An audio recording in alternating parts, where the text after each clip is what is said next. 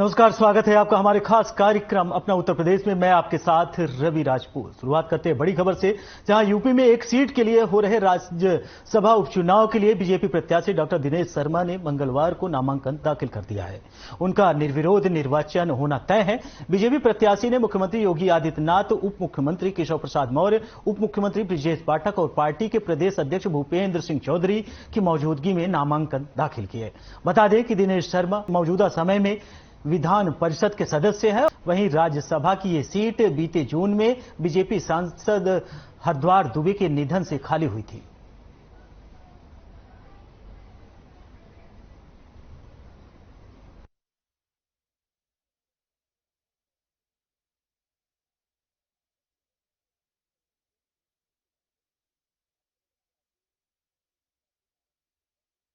तरफा चुनाव जीत रहे हैं। सभी जाति, धर्म, संप्रदाय, सभी वर्गों का वोट मिल रहा है। मतदाताओं ने जिस ढंग से घरों से निकल करके आशीर्वाद दिया है, कमल प्रचंड बहुमत के साथ घोसी में खिल रहा है। सुधाकर सिंह सर आज भी आरोप लगा रहे हैं कि देखिए, जब समाजवादी पार्टी के लोग चुनाव हारते हैं तो इस प्रकार की उलूल जुलूल बयानबाजी करते हैं। और आप जानते हैं कि 14, 17, 19 और 22 में चार बार समाजवादी पार्टी को जनता ने नकार दिया है। ये आपने बहुत अच्छा पॉइंट दिया मुझे। आज शिक्षक दिवस है और मैं एक विश्वविद्यालय का शिक्षक हूँ और मैं समझता हूँ कि माननीय प्रधानमंत्री जी, माननीय राष्ट्रीय अध्यक्ष जी, मुख्यमंत्री जी, गृह मंत्री जी, रक्षा मंत्री जी और प्रदेश अध्यक्ष ने आज शिक्षक दिवस के अवसर पर एक विश्वविद्यालय के शिक्षक को राज्यसभा का प्रत्याशी बना के शिक्षक सम्मानित किया। आज ही सांसद बन गए हैं और आप सबको भी बहुत बहुत बधाई। जय श्री राम। जय श्री राम। हाँ जी, घोसी उपचुनाव में जिस तरह से कांटे की टक्कर इंडिया गठबंधन वहाँ भी जीतेंगे। जातीय समीकरण क्या भाजपा के जातीय समीकरण बिल्कुल भाजपा ही पक्ष में। पूरा दलित समाज भाजपा को वोट दे रहा है।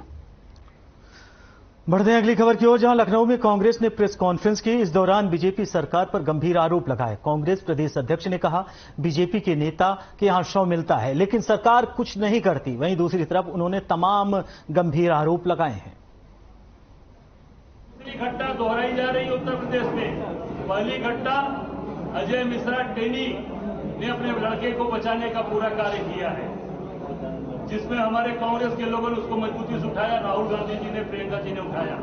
और दूसरी वो सेम घटना, फिर वही घटना दोहराई गई यहां के भारत सरकार के मंत्री कौशल किशोर जी के घर में, और उनके घर में उन्हीं के कार्यकर्ता की गोली मारकर हत्या कर दी जाती है। उसको भी अपने लड़के को कौशल किशोर जी अपने बच्चे को बचा रहे हैं। और केवल आर्म्स एक्ट का मुकदमा जैसा हम लोग सुनने में और देखने में मिल रहा है कि आर्म्स एक्ट का मुकदमा लगाया जा रहा है। ये सीधे इसमें हत्या 120 का मुकदमा, उनकी बेटे के ऊपर षड्यंत्र का मुकदमा लगना चाहिए। ये हम डिमांड करते हैं, मांग करते हैं। उत्तर प्रदेश सरकार, योगी सरकार अगर ईमानदारी की बात करती है तो उसमें 120 में उनका मंत्री कौशल किशोर का बेटा उसमें शामिल है। लखनऊ में विधायक राजेश्वर सिंह ने खिलाड़ियों को लेकर पहल की है। उन्होंने सरोजनी नगर के खिलाड़ियों को खेल के प्रति जागरूक किया है। वहीं सरोजनी नगर स्पोर्ट्स लीग के अंतर्गत कई खेलों का आयोजन किया जा रहा है। आपको बता दें कि सरोजनी नगर स्पोर्ट्स लीग के अंतर्गत फुटबॉल टूर्नामेंट का 6 सितंबर को आयोजन होगा।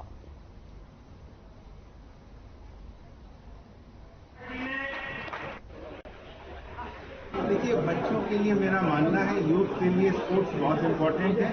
यूथ को फिजिकली फिट रहना चाहिए, मेंटली अलर्ट रहना चाहिए और लगातार अपनी फिजिकल फिटनेस के लिए उसको अपग्रेड करते रहना चाहिए। स्पोर्ट्स यूथ की नेचुरल रुचि होती है। पढ़ाई से जितना समय मिले उसके बाद मेरा मानना है युवाओं का टाइम स्पोर्ट्स फील्ड में बीतना चाहिए। फुटबॉल बहुत ही पॉपुलर स्पोर्ट है, वर्ल्ड के सबसे पॉपुलर स्पोर्ट्स में माना गया है। लगभग 350 करोड़ लोग पूरे विश्व में फुटबॉल से जुड़े हुए हैं। घोसी विधानसभा उपचुनाव के लिए मतदान जारी है। वहीं सपा प्रत्याशी सुधाकर सिंह ने मतदान किया और आपको बता दें कि बीजेपी प्रत्याशी दारा सिंह ने भी मतदान केंद्र में जाकर मतदान किया। आपको बताते चले कि सपा प्रत्याशी सुधाकर सिंह ने दारा सिंह पर कई गंभीर आरोप लगाए हैं। उन्होंने कहा कि दारा सिंह क्षेत्र में जाकर लोगों को पैसा बांट रहे हैं। इस समय प्रशासन जो है फतेहपुर ताल या कई बूथों पर दौलतपुर के प्रधानों को भी उठा ले गई है और इंदारा में भी दिक्कत है। बहुत जगह परेशानियां हैं जो वोट डालने से रोक रहे हैं। यह सबसे बड़ी परेशानी। आपके पुत्र सुजीत सिंह पर मुकदमा दर्ज किया गया आदर्श आचार संहिता के उल्लंघन में, इसमें क्या कहेंगे? आदर्श आचार संहिता के संदर्भ में मुकदमा नहीं दर्ज है, उनको केवल फंसाया गया है, उनको हमारे घोसी के ब्लॉक प्रमुख को। दर्जा प्राप्त मंत्री देवेंद्र शर्मा ने जिला अस्पताल का निरीक्षण किया। निरीक्षण में सुविधाएं मिली चाक चौबंद। आपको बता दें, अस्पताल परिसर में गंदगी देख मंत्री ने नाराजगी जताई। वहीं सीएमएस की सफाई व्यवस्था दुरुस्त करने के निर्देश दिए। मंत्री ने जनरल वार्ड, जच्चा बच्चा वार्ड और ट्रामा सेंटर भी देखा। वहीं सीएमओ डॉक्टर विनोद कुमार ने मंत्री का स्वागत किया। बता दें कि बाल अधिकार संरक्षण आयोग और अध्यक्ष हैं दर्जा प्राप्त मंत्री देवेंद्र शर्मा।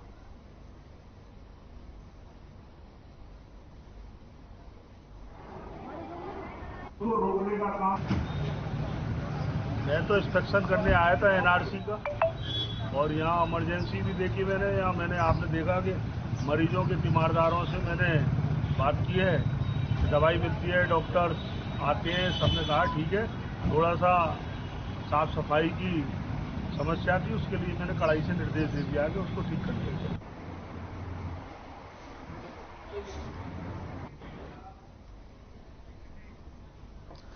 वहीं शिक्षक दिवस पर छात्र छात्राओं ने अपने गुरुजनों को उपहार देकर सम्मानित किया। किसी ने गुलदस्ता दिया तो किसी ने प्रतिमा देकर गुरुजनों का सम्मान किया। शिक्षकों ने डीएम और एडीएम को गुलदस्ता देकर सम्मानित किया। वहीं कई विद्यालय के छात्र छात्राओं ने स्वागत गीत गाकर शिक्षकों को सम्मानित किया। गांधी सभागार में डीएम सुभ्रांत कुमार शुक्ला की अध्यक्षता में शिक्षक दिवस मनाया गया।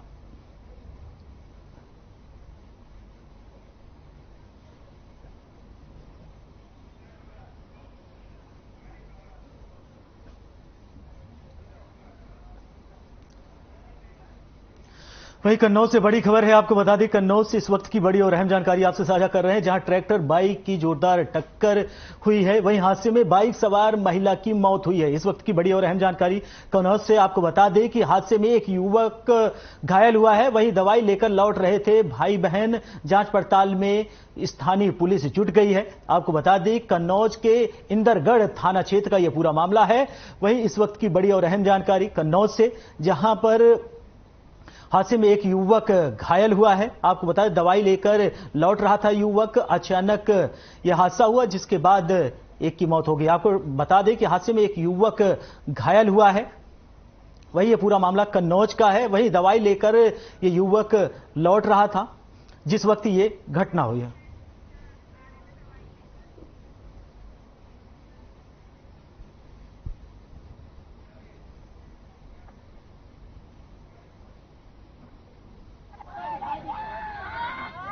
घटना क्या हो गई, ये सुबह अपने वहाँ सौरिक से दवा लेने के लिए आए थे सरौली में, और दवा लेके वापस जा रहे थे। तभी वहाँ सुखी वाले पुल से नीचे उतर रहे थे, तभी एक ट्रैक्टर वाले ने क्रॉस लिया। कन्हैयापुर ट्रैक्टर था उमा शंकर का, उसने क्रॉस लिया और उनकी टक्कर मार दी, जिसके वहीं कन्नौज में देर रात जिक्र शोहदाए करबला पर एक जलसे का आयोजन किया गया। जलसे में करबला में अपने 72 जनिसार के साथ शहीद होने वाले इमाम हुसैन की जिंदगी के बारे में बताया गया। साथ ही उलेमाओं ने अहले बैत और सहाबा इस्लाम की जिंदगी के बारे में भी बताया। कन्नौज के मीरा टोला मोहल्ले में देर रात 23वें जिक्र शोहदाए करबला जलसे का आयोजन किया गया।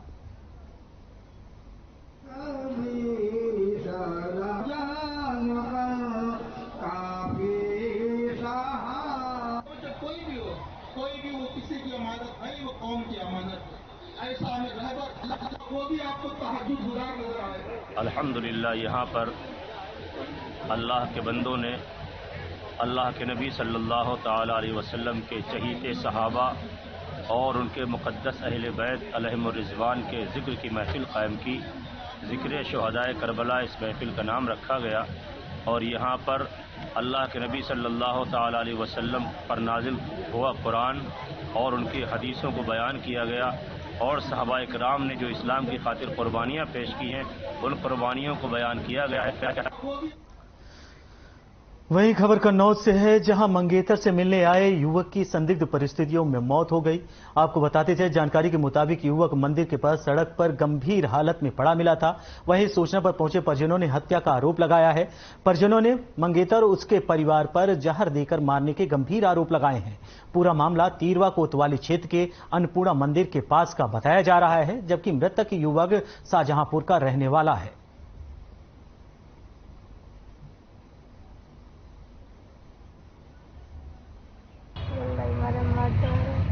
किन लोगों ने मार डाला?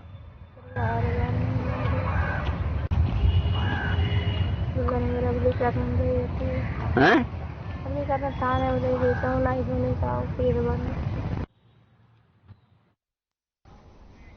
ब्रेक के बाद आप सभी का स्वागत है। बढ़ते हैं अगली खबर की ओर, जहां समाजवादी पार्टी के नेता स्वामी प्रसाद मौर्य ने सनातन धर्म पर की गई विवादित टिप्पणी अब तूल पकड़ने लगी है। सोशल मीडिया पर स्वामी द्वारा की गई विवादित टिप्पणी ब्राह्मण समाज में काफी नाराजगी देखने के लिए मिल रही है।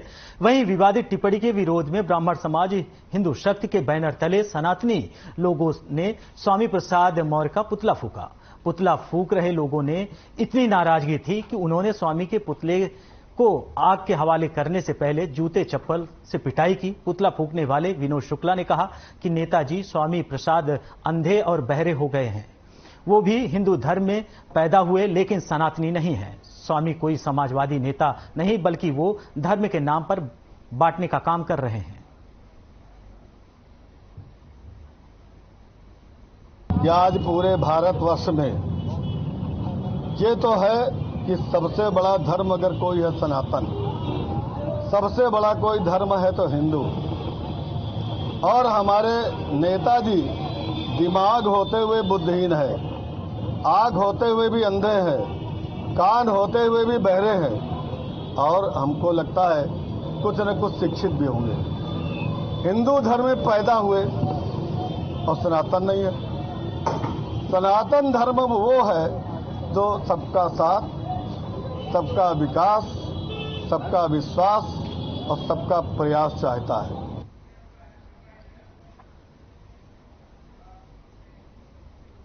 वहीं विधानसभा क्षेत्र घोसी में उपनिर्वाचन को देखरेख में जिलाधिकारी अरुण कुमार ने कई बूथों का निरीक्षण किया। निरीक्षण कार्यों का जिलाधिकारी के ट्विटर अकाउंट पर पोस्ट के उपरांत ज्योति यादव नाम से संचालित ट्विटर अकाउंट द्वारा जिलाधिकारी को धमकी भरा कमेंट प्रेषित किया गया। मामला संज्ञान में आने पर चुनाव के गठित एमसीएमसी के पटल प्रभारी राघवेंद्र पांडे द्वारा ज्योति यादव के खिलाफ थाना कोतवाली में शिकायत दर्ज कराने के तहत भारतीय दंड संहिता की धारा 506, 507 और 171F, 171G के अंतर्गत एफआईआर दर्ज कराई गई।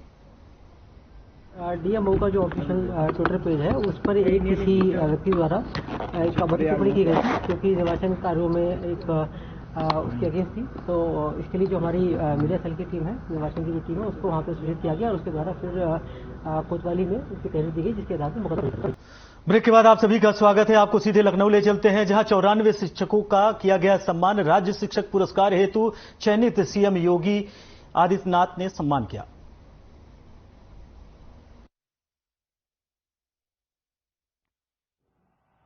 श्री दुर्गा शंकर मिश्र जी, अपर मुख्य सचिव बेसिक एवं माध्यमिक श्री दीपक कुमार जी,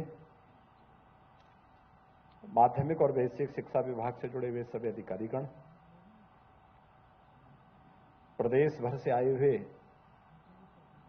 सभी हमारे शिक्षकगण और उपस्थित भाइयों बहनों, आज भारत के द्वितीय राष्ट्रपति, महान शिक्षाविद, महान दार्शनिक सर्वपल्ली डॉक्टर राधाकृष्णन जी की पावन जयंती है, जिसे पूरा देश बड़ी श्रद्धा और समर्पण के भाव से शिक्षक दिवस के रूप में आयोजित करता है। इस अवसर पर भारत माता के इस महान सपूत को जिन्होंने अपना जीवन शिक्षा के लिए, शिक्षा जगत के लिए समर्पित किया था, उनकी इस पावन जयंती के अवसर पर उनकी स्मृतियों को कोटि कोटि नमन करते हुए प्रदेश सरकार और प्रदेशवासियों की ओर से मैंने विनम्र श्रद्धांजलि अर्पित करता हूं।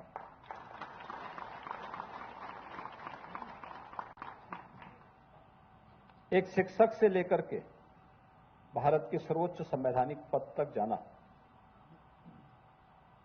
यह हर एक शिक्षक के लिए एक नई प्रेरणा है। अपने कृतित्व से व्यक्तित्व का निर्माण करना और उस व्यक्तित्व की विराट छाया में पूरे देश को एक नई दिशा देना, सर्वपल्ली डॉक्टर राधाकृष्णन के व्यक्तित्व और कृतित्व से हर व्यक्ति परिचित है। एक शिक्षक की भूमिका के बारे में उनका स्पष्ट कहना था कि वो राष्ट्र निर्माता है,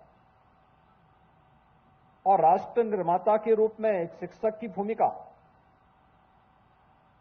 हम सबके लिए अत्यंत उल्लेखनीय है। प्राचीन काल से ही भारत ने अपने शिक्षकों की इस परंपरा को भले किसी रूप में, लेकिन उसको मान्यता दी, उसको सम्मान के साथ श्रद्धापूर्वक समाज में एक विशिष्ट स्थान देने का कार्य भी किया। लेकिन समय के अनुरूप इसमें दोनों पक्ष इसके सामने आते गए। एक पक्ष जो उसका उज्जवल पक्ष था, जीवन के प्रत्येक क्षेत्र में वर्तमान पीढ़ी का मार्गदर्शन करते हुए, राष्ट्र की नींव को सुदृढ़ करते हुए एक राष्ट्र निर्माता के रूप में अपनी भूमिका का निर्वहन करने वाला पक्ष एक उज्जवल पक्ष है। लेकिन दूसरा पक्ष उसका कृष्ण पक्ष भी है। कृष्ण पक्ष जब ट्रेड यूनियन की तरह कोई शिक्षक विद्यालय कार्यों से विरत होकर के दिन भर शिक्षा अधिकारियों के घर में या उनके कार्यालयों में बैठ करके अपनी वर्तमान पीढ़ी के भविष्य के साथ खिलवाड़ करता है, तो उसका एक कृष्ण पक्ष भी हम सबको, पूरे समाज को देखने को मिलता है। और समाज भी उस व्यक्ति को संदेह की निगाहों से देखता है, उनके प्रति कोई श्रद्धाभाव नहीं होता है। एक तिरस्कार का भाव समाज के मन में दिखता है। यह उसका एक उज्जवल पक्ष है, एक कृष्ण पक्ष है। इन दोनों को ध्यान में रख करके शिक्षा जगत की वर्तमान समस्याओं को समाधान की तरफ बढ़ाने का कार्य हम सबको करना होगा। याद करिए, 2 वर्ष पहले जब शिक्षक दिवस के अवसर पर प्रदेश के उत्कृष्ट शिक्षकों के सम्मान का प्रश्न सामने आया था, तो मैंने वो कार्यक्रम कैंसिल करवा दिया था। क्योंकि जब सूची मैंने देखी तो उसमें ऐसे ऐसे चेहरे थे जिन्होंने कभी स्कूल में पढ़ाया ही नहीं होगा, जो कभी जाते ही नहीं थे। तो मैंने कहा भाई इन लोगों का नाम क्यों दे, इनको तो मैं रोज देखता हूं घूमते हुए, स्कूल कभी जाते नहीं है, ये नींव को सुदृढ़ नहीं कर रहे हैं, नींव को खोखला करने वाले लोग हैं, इनका नाम कैसे आ गया। और फिर पूरी सूची को सुधारने की जिम्मेदारी मैंने विभाग को दी, और मुझे प्रसन्नता है आज प्रदेश के उन 94 शिक्षकों को बेसिक शिक्षा परिषद के। फिलहाल इस बुलेटिन में हमारे साथ इतना ही। नमस्कार।